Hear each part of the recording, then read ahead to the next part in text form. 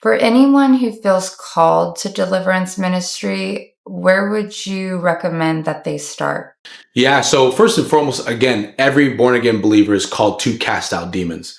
I think that the Lord he will grace somebody to be specific in the area of ministry and train and equip people to do that, right? So if you're feeling that calling where I really feel like the ministry of deliverance is my assignment, I'm being graced with this ministry. The Lord wants me to do it. I have dreams or visions of casting out demons. I have an urgency to do it. I feel compassionate about doing this. Then first and foremost, keep it in prayer, right? But also get involved in a local church and be humble to come under those who are walking in it.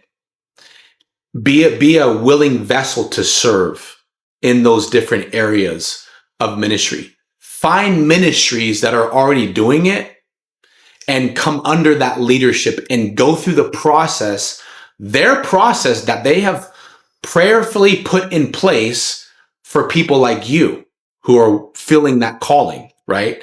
And so, our process could be a little extensive, but there's a reason why we have people go through background checks. There's a reason why we have people who go through the process of becoming a member, right? We don't just let anybody lay hands on anybody. That's not wise at all.